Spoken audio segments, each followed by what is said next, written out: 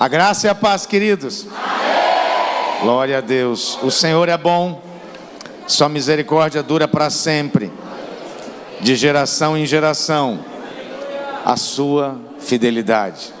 Glória a Deus. Quero agradecer o pastor Fábio, juntamente com a sua esposa, em breve pastora Eloá, pode se chamar, né? Pastor é pastor. Juntamente com a equipe de obreiros e todos os demais irmãos. Me sinto muito honrado de estar aqui para participar também desse mover. Quantos sabem que está havendo um mover aqui na igreja Tatuapé? Pergunta para o seu irmão, você sabe que está tendo um mover aqui no nosso meio? Glória a Jesus. Aleluia. Você sabe, tem ideia de quantas pessoas serão batizadas na Igreja Videira em São Paulo só no final desse ano? Alguém faz ideia? Serão mais de 4.000 pessoas serão batizadas somente ao final desse ano. No ano inteiro, nós somaremos, né? A maioria das igrejas batizam amanhã, os irmãos já batizaram sábado passado, por causa do evento, né? Por causa do revival, foi sábado passado mesmo, 15 dias atrás, glória a Deus. Mas totalizando no ano, nós teremos batizado, na supervisão de São Paulo, mais de 7.000 pessoas. Isso é avivamento. Na verdade, avivamento, além de poder de Deus, unção, mover, somente pode ser traduzido como avivamento se também existir conversão de almas, se também existir nascimento, né, novo nascimento na vida da igreja. Quantos aqui se converteram de 2 anos para cá? Deixa eu ver, levanta a sua mão. Glória a Deus, aleluia. Isso significa que o evangelho está sendo pregado e pessoas estão sendo alcançadas. Glória a Jesus. Eu quero ler o que está escrito no livro de Gênesis, no capítulo 11, a partir do versículo 5, de 5 a 7. Consegue projetar? Já está, ok. Então, Gênesis 11, capítulo 5, Gênesis 11, versículo 5 até o versículo 7. Diz assim: Então desceu o Senhor para ver a cidade e a torre que os filhos dos homens edificavam. E o Senhor disse: Eis que o povo é um, e todos têm a mesma linguagem. Isto é apenas o começo. Agora não haverá restrição para tudo o que intentam fazer. Vinde, desçamos e confundamos ali a sua linguagem, para que um não entenda a linguagem do outro. Feche seus olhos e agora clame a Deus, abra sua boca e clame ao Senhor por espírito de revelação e de sabedoria da parte dele. Pai, em nome de Jesus, nós queremos, ó Deus, declarar um ambiente de fé, Pai, onde a sua palavra será ministrada e há de gerar revelação, há de gerar vida. Pai, em nome de Jesus, nós abrimos mão do entendimento natural, humano e terreno, para dar lugar àquilo que é divino, àquilo que é celestial, àquilo que é espiritual.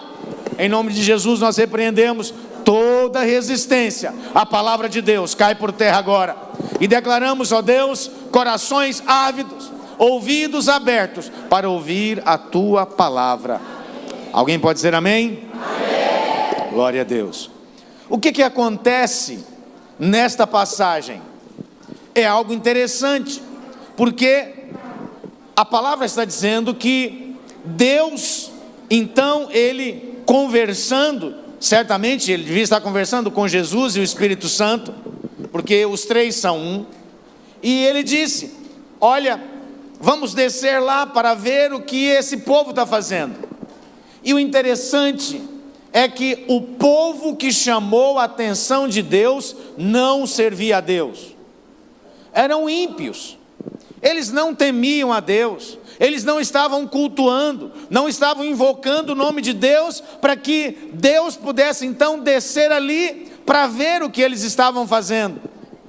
Então, Deus desce ali e diz, eis que o povo é um, e todos têm a mesma linguagem. E eu fiquei pensando, por que Deus desceu naquele lugar para ver o que aquele povo estava fazendo? Sendo que eles não haviam invocado o nome de Deus, eram pecadores ímpios, que estavam ali procurando o seu próprio interesse, algo que preenchesse o seu próprio ego, que satisfazessem as suas vontades, sonhos e ideais, e que nada tinham a ver com Deus. Eles não estavam interessados em saber a vontade de Deus ou a opinião de Deus sobre o que eles estavam fazendo. Mas Deus foi ver o que eles estavam fazendo. Sabe por quê que Deus foi ver o que eles estavam fazendo? Porque ali, esse povo ímpio, esse povo que não temia a Deus, esse povo que estavam buscando os seus próprios interesses, que não queriam saber a opinião e muito menos a vontade de Deus, eles estavam ali usando um princípio que até então só existia no céu. Qual que é o princípio? Princípio da unidade. Quando homens têm unidade, ainda que sejam ímpios, ainda assim eles chamam a atenção de Deus. E eu quero falar nesta noite sobre unidade. Eis que o povo é um, todos têm a mesma linguagem, isso é apenas o começo. Agora não haverá restrição quanto a tudo que intentarem fazer. Você quer avançar na sua vida? Quantos são casados aqui? Deixa eu ver. Um casamento sem unidade jamais irá a lugar algum. Um casamento sem unidade, ele não irá cumprir o propósito. Por quê? Porque quando não há unidade, uma casa dividida contra si mesmo, ela jamais irá prosperar. E nós vemos há uma história bastante conhecida. Muito obrigado, querido. Pode pegar essas batatas, colocar nessa outra bandeja e trazê-las para mim. Eu fiz um slide, mas esse slide ele desapareceu em algum momento da história. E eu fui atrás dele, e quem podia me ajudar está envolvido no encontro até a tampa. Aí falou: pastor, eu estou no meio do fogo. Eu falei: vai em paz, faz o encontro acontecer, ganha almas para Jesus, prega o evangelho, expulsa demônio, pisa na cabeça do diabo, repreende a opressão, ora para que eles sejam cheios do Espírito Santo. Está tudo certo, está tudo pago e resolvido. Mas nós vemos uma história, a história de Gideão, uma história muito conhecida. Você conhece a história. Gideão, ele era um jovem, e na verdade eu não quero falar sobre Gideão, eu quero falar sobre o momento em que Israel estava atravessando. Qual era o momento em que Israel estava atravessando quando Deus chama Gideão? Era um momento de muita fragilidade. Era um momento em que Israel estava completamente jogado à mercê dos seus inimigos. Então Deus levanta Gideão e faz uma grande obra. Mas a grande questão é por que Israel foi parar naquelas circunstâncias. E qual era a circunstância? Naquele tempo, os tempos bíblicos eram tempos de sobrevivência por meio de plantação. Era um modo de sobreviver naquele tempo. Naquele tempo, o leite só existia no peito da vaca, ele não vinha em caixinha. Pergunta para o seu irmão: você sabe que o leite, antes de ir para a caixinha, ele sai de outro lugar? Porque para alguns o leite já vem na caixinha, está lá no mercado. Naquele tempo, para comer pão, você não ia na padaria, você tinha que plantar trigo, tinha que colher trigo, você tinha que malhar o trigo, tinha que moer o trigo, tinha que fazer a tal farinha de trigo, para só depois então você conseguir fazer o pão. E Gideão estava onde? Ele estava em um lagar. O que é lagar? É um lugar de fazer pão? Sim ou não? Não. Lagar é o quê? É um lugar de pisar uvas. Não tem nada a ver com trigo. E eu imagino, ele estava ali escondido. Era alguém medroso. Era alguém com complexo de inferioridade de todos os níveis. Era alguém que se achava completamente incapaz. E Deus aparece para ele. E o que Deus diz para ele? Homem valente, o Senhor é contigo. E quando a Bíblia, está escrito lá, ai Senhor meu, quando Gideão responde, ele fala, ai Senhor meu, é porque a Bíblia não é multimídia. Imagina, o cara está escondido, os midianitas estavam ali, eles apareciam de repente e levavam tudo. Imagina, você não tem mercado para fazer compras, então você tem que criar tudo aquilo que você vai consumir, você tem que plantar a sua comida. A costelinha de porco que você come no Outback, lá não tinha Outback, você tinha que criar o porco, você tinha que alimentar o porco, depois você tinha que matar o porco se você quisesse comer costela de porco. Então, quando em Israel não se comia porco, eu só estou dando um exemplo, tá bom? Mas vamos usar o exemplo para frango, ou para qualquer picanha de vaca, por exemplo, uma picanha bovina. Para que tivesse uma picanha, tinha que cuidar de um bezerrinho, e tinha que dar comida para ele, para que ele crescesse. Então, Gideão estava com medo, escondido. Os midianitas apareciam em bando, o que eles não conseguiam levar, eles punham fogo. Era uma situação de fome. Israel estava oprimido. Então Gideão estava ali escondido, moendo um pouco de trigo para que ele pudesse fazer a sua própria comida para não morrer de fome. E aí então aparece um anjo para ele, ele está com medo. Imagina, ele está escondido e ele está ali malhando trigo, e de repente aparece alguém, homem valente, e ele, esse que está lá, eu tenho uma imaginação um pouco fértil. Eu imagino que Gideão estava lá, malhando trigo. Quando aparece alguém e diz, homem valente, ele,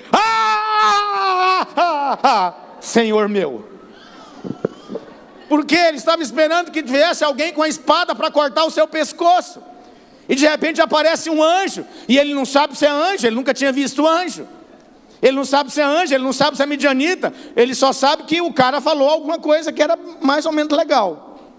Tipo, chamar ele de homem valente, sendo que era um covarde. Se fosse o inimigo, eu ia falar, seu fracote, vem cá que eu vou cortar a sua cabeça. Então, esse aí não é inimigo, esse deve ser, Senhor meu, anjo, aleluia. Era alguma coisa mais ou menos assim. Mas o que eu quero te dizer é, por que Israel veio a estar nessas circunstâncias? Sabe por quê? A Bíblia diz que chegou um tempo onde cada um fazia aquilo que lhe parecia melhor. Sabe qual que é a consequência? De um povo onde cada um faz aquilo que achar melhor? Pastor, é um povo livre. Engano. Pode ser livre no primeiro momento, no segundo momento, ele se tornará escravo. A consequência de um povo que faz aquilo que acha melhor, onde cada um individualmente faz aquilo que acha melhor, é se tornar escravo. Sabe o que acontece? Israel se tornou escravo dos midianitas, oprimido pelos midianitas. Por quê? Porque eles não tinham um líder, porque eles não tinham uma liderança firme, eles não tinham uma liderança que pudesse representar todo o povo, e o povo se tornou então independente. Cada um passou a fazer aquilo que achava que era o melhor. Mas a consequência de se fazer aquilo que se acha o melhor, em boa parte das vezes, é se tornar escravo. Alguém que não observa princípios para lidar com o dinheiro e faz aquilo que acha que é o melhor, pode se tornar escravo das dívidas, pode se tornar escravos de si mesmo, escravos de circunstâncias, escravos das próprias emoções, escravos de situações A, B, C ou D. Por quê? Porque fez aquilo que achava. Nós não podemos viver com achismos. Nós temos uma direção clara, nós temos uma visão definida, nós temos a palavra de Deus que nos dá direções firmes a respeito de todas as áreas das nossas vidas. E eu quero falar sobre unidade, a importância da unidade. Porque a única forma, isso eu estou dizendo, não só um povo, uma família, como um país inteiro, um país dividido contra si mesmo, vai se tornar escravo de outros, vai se tornar um país aproveitado por outros. Por quê? Porque sem unidade não há conquistas. E no reino de Deus é a mesma coisa. E Deus disse claramente que nós precisávamos de sermos um. Veja só o que Jesus fala em João 17. João 17, a partir do versículo 17. Santifica-os na verdade, a tua palavra é a verdade. Assim como tu me enviaste ao mundo, também eu os enviei ao mundo. E a favor deles eu me santifico a mim mesmo, para que eles também sejam santificados na verdade. Não rogo somente por estes, mas também por aqueles que vieram a crer em mim por intermédio da sua palavra, a fim de que todos sejam um, como tu, ó Pai, em mim e eu em ti. Também sejam eles em nós, para que o mundo creia que tu me enviastes. Eu lhes tenho transmitido a glória que me tens dado, para que sejam um, como nós o somos. Eu neles e tu em mim, a fim de que sejam aperfeiçoados na unidade, para que o mundo conheça que tu me enviaste e os amastes, como também amastes a mim. Alguém pode dizer glória a Deus? O que é a unidade? Ao contrário do que muitos pensam, unidade não é somente estar junto. O fato de existirem casais, famílias e pessoas juntas não quer dizer que há unidade entre eles. Mesmo essas pessoas estando juntas, podem haver muita divisão, rixas, intrigas e discórdias entre elas. Há alguém que diz, um cara chamado Nelson Rodrigues, né? Assim, outra vez, vi isso na Veja, escrito, toda unanimidade é burra. Eu falei, nossa, parece tão estranho isso. E aqueles que são unânimes em pensar sobre isso, são o quê? Inteligentes? Mas o cara acabou de dizer que todo tipo de unanimidade é burra. Aqueles que são unânimes em pensar assim, então, são o quê? Assim, às vezes a pessoa se acha inteligente demais e ela nem pensa no que fala. O mundo não sabe o que é unidade. O mundo não tem a menor ideia do que é isso. A origem da unidade está nos céus. Lá, Deus é um. Deus Pai, Deus Filho e Deus Espírito. Nós vemos a oração sacerdotal de Jesus, onde Ele intercede por mim e por você, pela igreja. Não há possibilidade de nós desfrutarmos, de nós usufruirmos, de nós termos mover pleno. Quantos querem mover de Deus pleno? Pergunta para o seu irmão, você quer o mover de Deus de forma máxima na sua vida?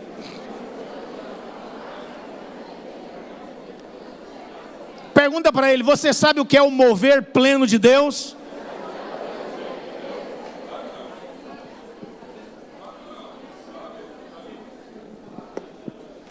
Então deixa eu te falar algo. Não há possibilidade de ter mover de Deus pleno, tendo unidade relativa. Se você quer mover pleno, precisa de ter unidade plena. E a grande questão é, unidade tem preço. Para ter unidade, precisa de ter disposição, precisa de abrir mão. Eu tinha uns slides, mas os slides deram errado, então eu vou ver se eu consigo fazer algo aqui para poder ampliar um pouquinho mais a sua visão de unidade. Deixa eu te fazer uma pergunta. Posso dizer que há unidade entre essas batatas? posso dizer que há união entre elas. Elas estão juntas, têm cores parecidas, compartilham de um mesmo recipiente. Então, posso dizer, há algum tipo de união aqui, mas não quer dizer que há unidade. Quando batatas são colhidas, essas batatas precisam de ser lavadas, porque elas saem da terra suja. É necessário o quê? É necessário que elas sejam lavadas. É necessário que seja despejado água sobre elas. É necessário, se hoje nós temos máquinas que fazem isso, mas antigamente não, era necessário que alguém viesse lavar manualmente essas batatas. A palavra de Deus diz em João 15, 3, 4, vós já estáis limpos pela palavra que vos tenho falado, permanecei em mim e eu permanecerei em vós. Efésios 5, 26 e 27 diz assim, para que a santificasse, tendo-a purificado por meio da lavagem de água pela palavra, para apresentar a si mesmo, igreja gloriosa, sem mácula, nem ruga, nem coisa semelhante, porém santa e sem defeito. No processo de nós gerarmos unidade com essas batatas, elas precisam, depois de serem lavadas, elas precisam de serem descascadas. Você vai cozinhar batatas, você pode descascá-las antes. Descascar batatas fala algo de tirar a máscara, de arrancar aquilo que impede de você ver a real propriedade dessa batata. Fala de você se desarmar. Então nós precisamos, depois de colher as batatas, elas precisam ser lavadas e elas precisam de ser descascadas. Pergunta para o irmão, como é que está a lavagem aí da sua vida, irmão? Pergunta para ele, tem alguma área da sua vida que você sente assim que precisa de arrancar a casca?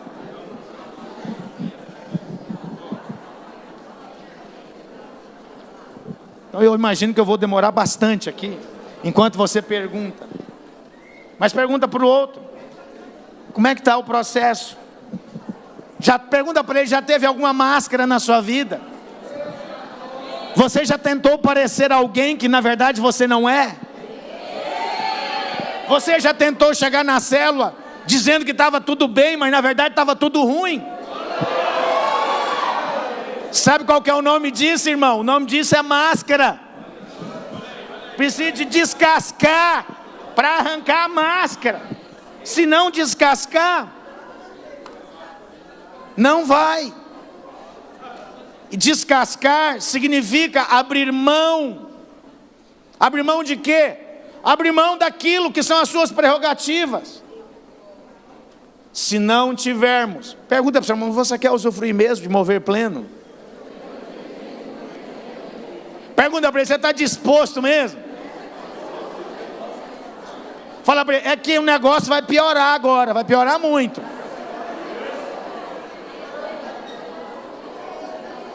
Para ter mover pleno, precisa abrir mão de coisas, de prerrogativas.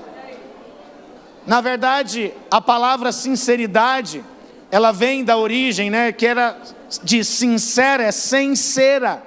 Cera era o material usado para fazer máscara. Então significa sinceridade, quer dizer sem máscara. Para nós termos unidade, nós não podemos viver uma vida que aqui eu estou na igreja, a hora que eu saio daqui eu visto outra roupa, outra capa, e aí eu vou para outro lugar, ali eu tenho outra, ali é outra pessoa. O próximo passo, para poder caminhar para a unidade, é cozinhar as batatas.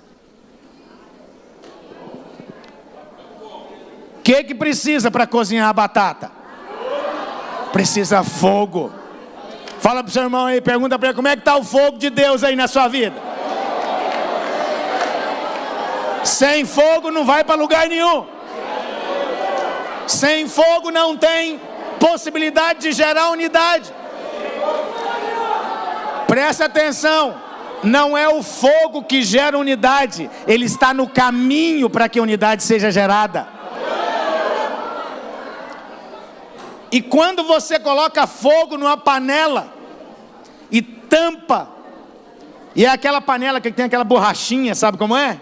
Aí você vai e trava ela, o que acontece? Pressão. Quer definir um homem de uma criança é simples, só colocar pressão que manifesta. Sabe aquela história de sair do grupo? Já viu essa história? Deixa eu fazer uma pergunta. Sair do grupo combina com um homem ou com uma criança? Pois é. Quando põe fogo, meu querido, tem pressão. Pergunta para o seu irmão, como é que está a pressão aí, irmão? Tem alguma pressão aí?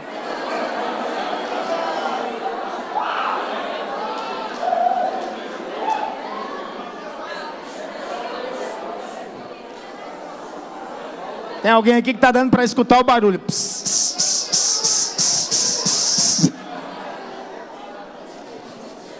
Pois é, o fogo de Deus, ele vai produzir pressão na sua vida. Cadê os líderes aqui? Deixa eu ver. Onde é que eles estão? Glória a Deus. Glória a Deus. Fala para o seu irmão que está do seu lado, quando você crescer, você vai ser assim também. Glória a Deus. Aleluia.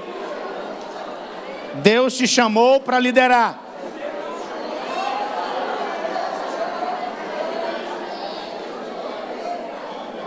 Deixa eu ajudar a responder uma pergunta aqui. Alguém aqui tem a pergunta: por que eu tenho que liderar? Alguém já perguntou isso aqui? Mas por que eu tenho que liderar, pastor? Posso te ajudar? Posso te ajudar, sim ou não? A Bíblia diz que Deus te chamou para ser cabeça e não cauda. Alguém diz amém? Deus te chamou para exercer governo. Como é que você exerce governo sem liderança, criatura? Deus te chamou para uma obra poderosa. Pensa em alguém que você olha e fala assim: uau, gostaria de ser como essa pessoa, ou de ter o que essa pessoa tem. É 90 e 10% de chance dessa pessoa ser um líder. Pensou ou não? Quero ser igual ao fulano. Fulano é ou não é líder? Sim. Quando você se dispõe para se tornar líder, você não está fazendo um favor para Deus. Deus nem precisa do seu trabalho. Ele é Deus. Por que alguém que é onipotente, onipresente, onisciente vai precisar de mim? Não precisa.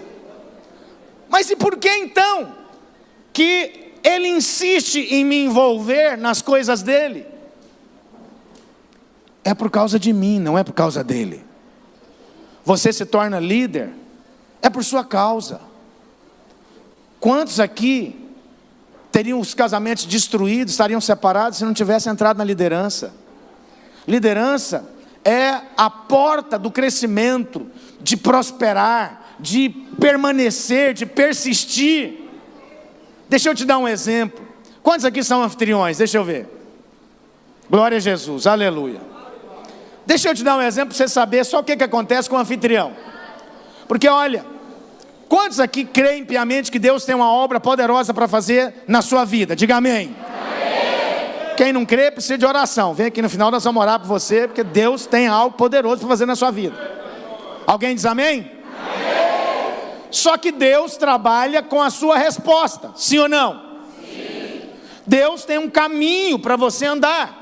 E nessa caminhada que Deus tem, você precisa de responder. Você precisa responder ao chamado, responder aos desafios, responder à palavra de Deus, se posicionar em fé. Por quê? Porque senão você não se torna um vaso útil. Você não se torna alguém que tem primeiramente uma história com Deus. Você somente será usado poderosamente por Deus quando você tiver uma história com Ele. E para você ter uma história com Ele, você precisa de aprender a andar nos caminhos dEle, dependendo do Espírito Santo, em fé, respondendo, meditando na palavra, ouvindo Deus e trazendo Deus para o seu dia a dia. Isso vai demorar algum tempo.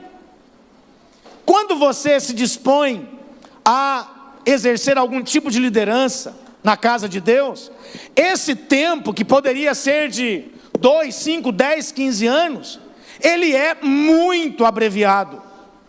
Por quê? Porque você se posiciona em um lugar onde você terá condições de avançar esse caminho de forma com mais velocidade. Deixa eu te dar um exemplo. Quando, muitos casais, quando você se casa, e vocês são solteiros, vão passar por isso também, inevitavelmente. Eu amo os jovenzinhos, quando eles falam: ué, tem problema no casamento? Só conversar. Como se o conversar fosse a solução. O problema é que quando você casa, você descobre que um fala grego e o outro fala aramaico. Eles não falam o mesmo idioma, porque o idioma interno de cada um, ele está conectado com N coisas, com significados. Como nós temos um público jovem aqui, deixa eu só abrir o leque um pouquinho para você me entender melhor. Os motivos por que um homem casa e uma mulher casa são completamente diferentes. Uma mulher, ela casa para ter segurança. Todos os desejos e necessidades de uma mulher estão em volta de um pilar chamado segurança. Tem necessidade de ser amada, ter segurança de alguém que vai amar. Tem necessidade de ser protegida. Tem desejo, de segurança de ter alguém que vai proteger. Física, moralmente, espiritualmente, etc. Ela tem desejo de estar com alguém que quando chegar um ladrão, ele não joga ela para cima do ladrão e corre. Ele entra na frente e fala: aqui não, compadre, aqui você vai ter que conversar comigo. Meu bem, pode ir que aqui o papo é com nós. Você vai me assaltar? Estou aqui. Minha mulher se libera. Essa mulher vai olhar para a pessoa e falar assim: meu Deus, é o homem da minha vida. O mesmo não vai acontecer se a mulher fizer isso com o homem. Ele não vai olhar e falar: a mulher da minha vida. Ele vai olhar e falar: parece que é a minha mãe. Por quê? Porque os sentimentos e desejos internos, necessidades internas, são completamente diferentes. Mas vamos voltar lá. Então era só para vocês entenderem que a coisa não é bem como se parece. Mas vocês só vão entender isso quando chegarem lá. E vão chegar, em nome de Jesus. Glória a Deus. Então quando você vai na caminhada, vamos imaginar que você se dispõe a ser um anfitrião. E você vive naquela ondulação, um dia lá em cima, outro dia lá embaixo. Um dia está no culto, outro dia não está. Um dia está na cela, outro dia não está. Aí vive aquela bagunça. E aí, de repente, vocês resolvem ser anfitriões. E agora não tem mais jeito de não ir na célula. Tem que estar na célula toda semana. Aí o que acontece? Um dia vocês brigam antes da célula. O que acontecia quando vocês brigavam? Estava indo para a célula, brigava no caminho. O que acontecia? Pegava o carro, não vou também mais, volta para casa, emburrado. Fazia bico e voltava para casa. Aí eles estão lá, agora, de repente pinta uma pressão. As células começam normalmente 8 da noite. Aí às 7 horas, dá uma chapa quente lá no casamento. Fala: Aí um fala um negócio, entra lá no ouvido do outro jeito, peraí, quer saber? Hoje não vai ter célula nessa casa. Eu vou ligar pro meu líder e dizer: não. Aí de repente, blim blão. Quem é? Atende lá. É aquele, sabe quem é? É aquele irmãozinho sem noção que chega 1 hora antes na célula começar.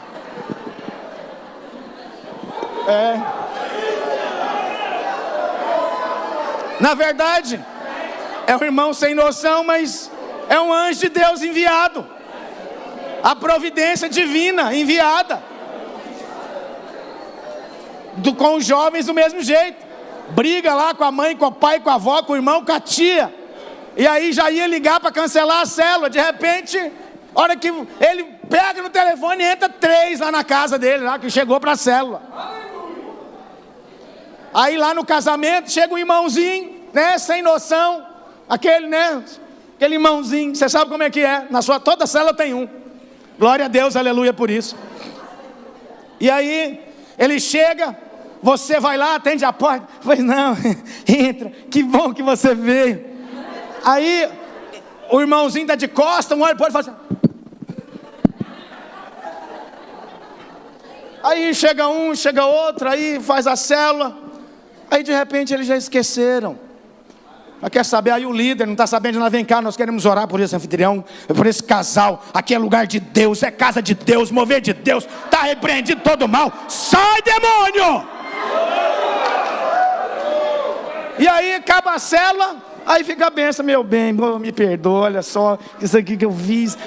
E olha que a gente já ia cancelar a célula, você imagina um negócio desse? Fala para o seu irmão, você não é assim não, né, irmão?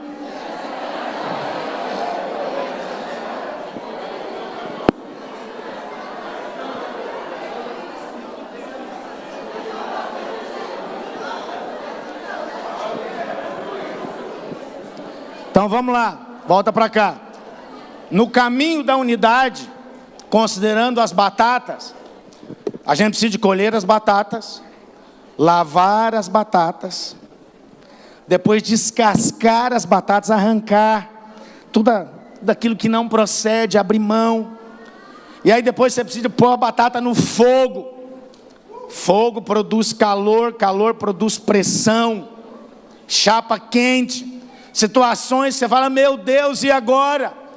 É isso mesmo, é para aprender a depender de Deus, para aprender que não há solução em você mesmo, para aprender que não é você que faz as coisas acontecer, para aprender que você de você mesmo não vai dar em lugar nenhum, mas aprender a depender dEle, aprender a olhar para Ele e falar, Deus, o Senhor me deu esse filho, o Senhor vai ajudar a cuidar, eu não sei o que fazer, Deus, o Senhor me deu esse irmão, me fez nascer nessa família, Ele vai converter em nome de Jesus.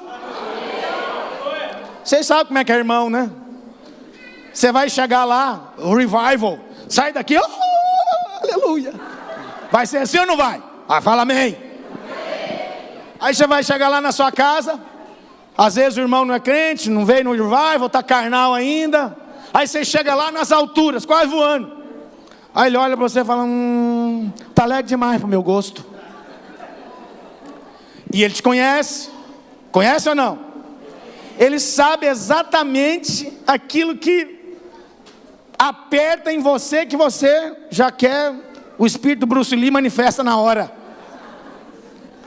E aí você está lá nas alturas, e aí ele vai e aperta aquele botãozinho, sabe aquele botãozinho que não pode ser apertado?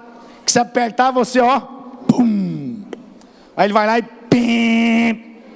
Como você está muito espiritual, ele fala assim, olha, hoje eu estou numa paz tão grande, assim, não provoca não, estamos tão bem. Não, claro, mas ele falou isso da boca para fora, o que faz 5 minutos depois? Aperta o botão de novo. Aí você falou, ó, tô avisando, hein? Tô avisando. O que ele faz daqui 5 minutos? Aperta de novo. Então, essas circunstâncias e essas situações, você não pode mudar o seu irmão, mas você pode mudar você. Por quê? Porque o Espírito Santo de Deus habita em você. O Espírito Santo escolheu habitar em você. Se Ele habita em você, deixa de querer mudar o outro. Você não tem condições de mudar ninguém. Com muita dificuldade, só com a ajuda do Espírito Santo você vai conseguir mudar você mesmo. Você demora mais ou menos uns 15 a 20 anos no casamento para você desistir de querer mudar o cônjuge. Alguns mais espirituais e com mais discernimento conseguem perceber isso com 5, 6, 7 anos. Mas outros vão viver 30, 40 anos querendo mudar o outro. Nós não mudamos ninguém. Nós só temos poder, o único poder de mudança que você tem é sobre você, se você entrar na direção do Espírito Santo. Ninguém mais. Então o fogo, ele vai produzir pressão, E a pressão, ela vai expor aquilo que, ela vai abalar aquilo que é abalável. Tudo na sua vida que for abalável, pode ter certeza, a pressão, ela vai expor. A pressão, ela sempre vai abalar aquilo que é abalável. De repente está numa coisa linda, bonita, mas de repente desmorona tudo. Por quê? Porque era abalável. O que é abalável será abalado. E o que faz isso? Pressão. Mas e depois que passa a pressão? Já tem unidade entre essas batatas? Ainda não. Qual que é a unidade, né? A expressão de unidade em relação às batatas? É um purê. Um purê de batatas, nós podemos dizer que há unidade entre eles. Sabe por quê? Porque no purê, você não consegue determinar mais qual que era a batata 1, qual que era a batata 2 e qual que era a batata 3. Está tudo ali, é tudo batata. Mas para que haja um purê, ainda tem que amassar essas batatas. Amassar fala de quebrantamento. No caminho da unidade, é necessário que nós venhamos nos lavar na palavra de Deus. Que nós venhamos nos submeter a ser tratados pelo Espírito para arrancar das nossas vidas todo tipo de máscara, todas aquelas coisas que estão escondidas, que só nós sabemos e que nós queremos escondê-las. Da liderança, do pastor, é bom que o pastor não saiba disso. Por quê? Porque senão a minha moral com ele vai diminuir. Querido, o pastor, ele não se surpreende com carrapicho de ovelha, porque ele está lidando, ele costuma lidar com isso o tempo inteiro. Então, no caminho da unidade, você vai passar por esses processos, que é ser lavado, aponta para tirar toda a sujeira do mundo, sujeira do pecado, sujeira da carne. Depois ser descascado, você arrancar as máscaras. Depois ser cozinhado, porque aí aponta para o fogo. O fogo vai trazer pressão. A pressão, ela vai tratar você lá no íntimo. Por quê? Sabe, Jesus, ele disse que a boca fala o que o coração está cheio. E quando é que eu percebo que o que a boca está falando é genuinamente o que está no coração? Nos momentos de pressão. Nos momentos de pressão, você pode checar com muita clareza qual é o nível de fé absoluta que essa pessoa tem. Porque no momento da pressão, aí sim, aí o que está no coração, ele vem para fora. Sabe esses ventos de 100 quilômetros que teve em São Paulo recentemente? Eu vi um videozinho que foi divulgado no WhatsApp. E ali dava para ver duas pessoas, eram duas circunstâncias. Tinha uma mulher que estava em um galpão assim, veio um vento e o galpão começou a entortar para trás, as envergaduras, os ferros, e o telhado começou a fazer isso aqui, ó. E ela filmando de baixo. Ela estava falando: Jesus, misericórdia, sei que Jesus tem poder, Deus guarda. O que essa pessoa tem no coração? Tem Deus, tem fé. Aí teve outro vídeo, no mesmo vídeo, eram duas cenas de um mesmo vídeo. O cara não podia nem ouvir, porque era: pip, olha lá, pip, olha que traga, pip. Por quê? Porque o cara estava xingando tudo. Dá para ver, isso está no coração. É no momento da pressão que você percebe o que está realmente no seu coração. E por que Deus permite isso? É porque Ele ainda não sabe? É Deus que não sabe o que está no nosso coração? Não, Ele já sabe, é a gente que não. Quantas vezes você chegou para Deus e falou: Deus, o Senhor conhece o meu coração. Não foi assim que a gente orou? Pai, o Senhor conhece, o Senhor sabe o que eu tenho no meu coração. Deus sabe mesmo, é eu que não sei. Aí Deus manda uma pressão para mim ver, para mim olhar e falar: Jesus, mas eu falei aquilo. Certa vez alguém do nosso meio, né, que chegou na célula, bonitinho, tranquilo, né, aquele cara gentleman assim, bacana, uma bênção. E de repente houve um momento de pressão lá e o cara, né, deu piti. E aí veio conversar com o pastor: ô pastor, o senhor me perdoa, tal, o senhor sabe que eu não sou assim, né? Eu falei: não, você é esse aí purinho, meu filho. Aquele outro é você disfarçado. Esse aí é você na sua essência. Pensa em alguém que ficou ruim. Por quê? Porque a pressão, ela expõe. Por último, a última etapa é sermos amassados.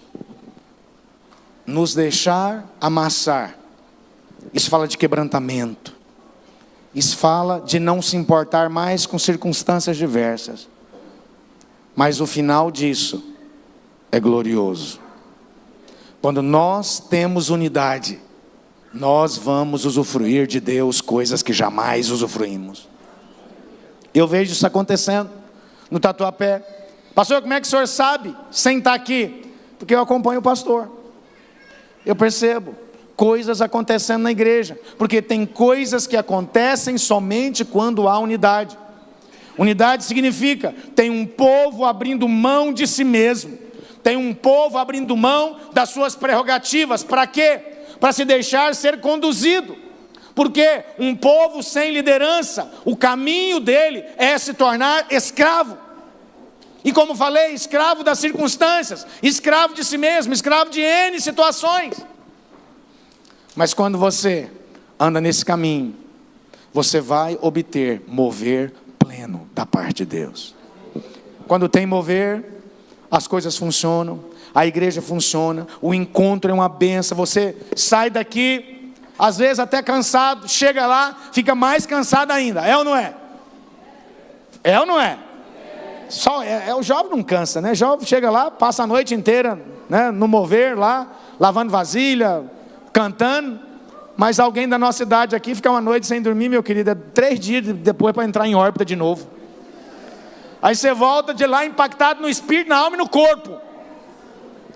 Mas como é que você está na segunda-feira? Renovado, cheio de Deus, saciado. E as coisas funcionam, e você se torna um braço. Pode subir aqui, pastor. Você se torna um braço do pastor da igreja. Para quê? Que é o homem que Deus escolheu para liderar você, para te dar rumo, para te dar direção. E quando você abre mão disso, você avança, você conquista, a família cresce, o casamento anda, as finanças alinham. Por quê? Porque você abriu mão de si mesmo para andar em unidade. A igreja videira, ela tem um privilégio de ter próximo aí de 1000 igrejas no mundo inteiro. Sabe por quê? Porque existem pastores que decidiram abrir mão de si mesmo, abrir mão de ter o seu próprio reinado, para andar em unidade, para conquistar aquilo que Deus nos chamou para conquistar. Alguém pode dizer glória a Deus? Amém. Alguém pode dizer amém? Amém. Eu queria que você ficasse de pé. E você que entendeu um pouco mais, que a sua visão sobre unidade foi um pouco mais ampliada, eu queria que você procurasse a sua liderança agora e diz para ela: olha, eu quero andar em unidade com você. Eu quero abrir mão de mim mesmo para andar mais em unidade. Eu quero abrir mão das minhas prerrogativas, das minhas perspectivas pessoais, para receber direção. Eu quero deixar de ser independente. Eu quero deixar de ser arrogante. Eu quero deixar de ser presunçoso, para poder andar em unidade, para conquistar mais, para avançar, para crescer, para prosperar, para trazer à existência as coisas que não existem.